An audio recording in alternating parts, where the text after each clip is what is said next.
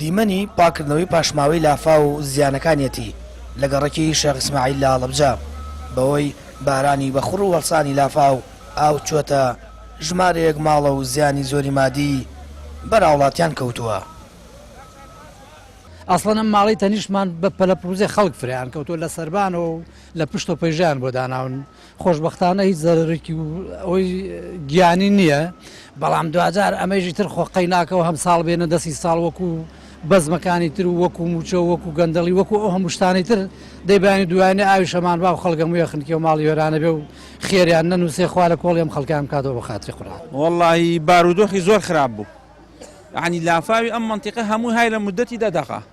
ئەو ماڵی باوکمە چووەتە ژوور و هەموو هیچی نەماوە، یعنی بەجێگە و بانەوە حوشەکەی بە خۆتان تەسویردانگرەوە تا توانین تەسویری کە ئێستا من خۆم دوو جار تەلەفۆنم کرد بۆ 104 هەروتیان تیممان ئێسەیەت ئەوە ئێستا شۆفڵەکاتەوە کە بارانەکە نەماوە.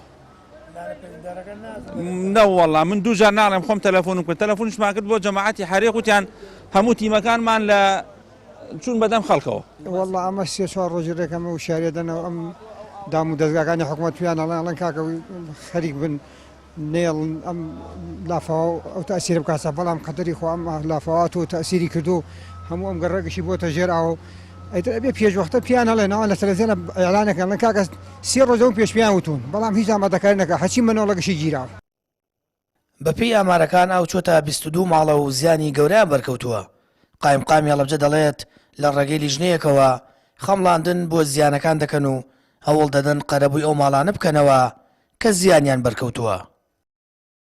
بەڵێ بێگومانێمە هەموو ئامادەکاریەکمان کردبوو بۆ لافاوەکە، تیمەکان هەمووی لە ئامادە باشیە بوون، بەڵام ماشەڵای لەبێ بارانەکە ئەوەنە زۆر بوو، یعنی تیمەکانی شارەوانی و بەرگری شارستانی و ئاوەدانکردنەوە و تەنانەت دەستخۆشیم هەیە بۆ خۆبەخشەکان، خەڵک بە خۆبەخشانە کۆمەڵک لە شۆفڵ و حەفارە و ئەو بابەتانە ئیشیان کردووە. لێرە دەستخۆشیم هەیە بۆ هاوڵاتیانی سنووری پارێزگای هەڵەبجە ئەوەی لە توانایانە بوو بێ هاوکاری کردویانە.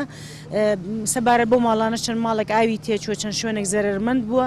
ئێمە لیژنەیەکمان هەیە و دەتوانن داواکارەکان پێشکەش بێ بکەن بۆ کەشفکردنی و دیاریکردنی زەرەر و زیانەکان و دواتر بەرزکردنەوەی بۆی قەرەبوو وەربگرن.